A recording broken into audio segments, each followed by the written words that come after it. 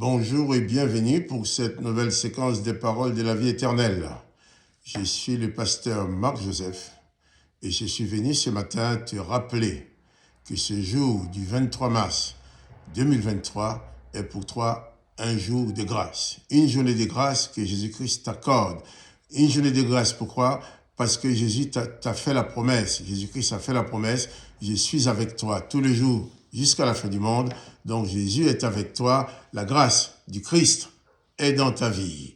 Et quelles que soient les circonstances que tu vas vivre durant cette journée, il convient pour toi de ne jamais oublier que Jésus-Christ est avec toi. Tu n'es pas tout seul. Et quand Jésus-Christ est présent dans une vie, eh bien, aucune puissance démoniaque ne peut intervenir dans cette vie-là.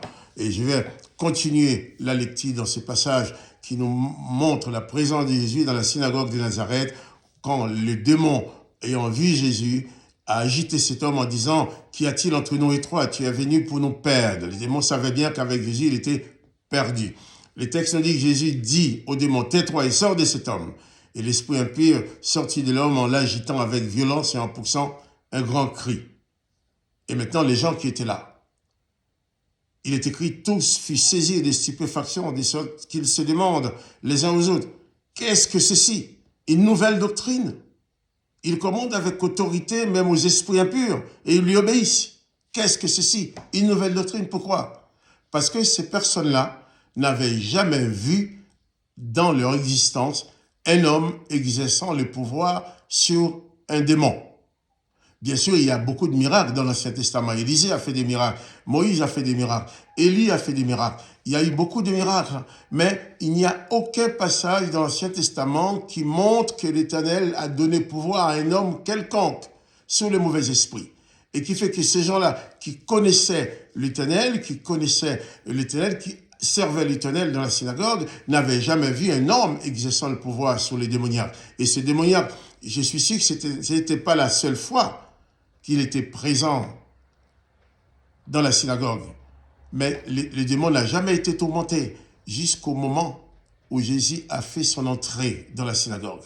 Si Jésus a fait son entrée dans ta vie, eh bien, aucun démon ne peut exister. Si tu n'as pas encore reçu Jésus dans ta vie, eh bien, les démons vont pouvoir te malmener, te maltraiter. Mais le jour que tu demandes à Jésus de venir dans ta vie, le jour que tu recevras Jésus dans ta vie, les démons n'auraient plus aucun pouvoir sur toi. Quand Jésus est là, le démon est tourmenté. Et les gens disent, eh bien, une nouvelle doctrine, oui, une nouvelle doctrine, parce qu'ils n'avaient jamais vu de telles choses. Jésus arrive et Satan et les démons perdent leur pouvoir sur la race humaine.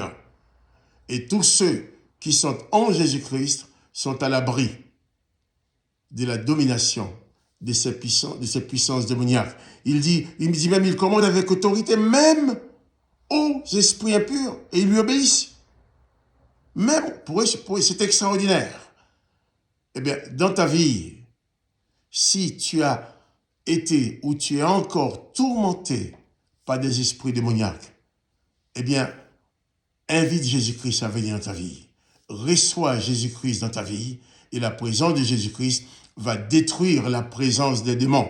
Et ces démons-là ne pourront plus jamais te tourmenter. Et durant cette journée, même s'il y avait des démons même s'il y a des démons qui avaient des projets pour te tourmenter dans ta vie, invoque le nom de Jésus-Christ sur ta personne. La grâce de Jésus-Christ vient dans ta vie. Et les démons n'auront plus aucun pouvoir. Quand tu arrives quelque part, ce n'est pas toi qui auras le problème. C'est les démons qui auront peur, comme ils avaient peur de la présence de Jésus. La présence de Jésus dans ta vie va faire peur à Satan et aux démons qui pourront jamais, plus jamais te tourmenter. Ouvre ton cœur à Jésus-Christ. Reçois Jésus-Christ dans ta vie.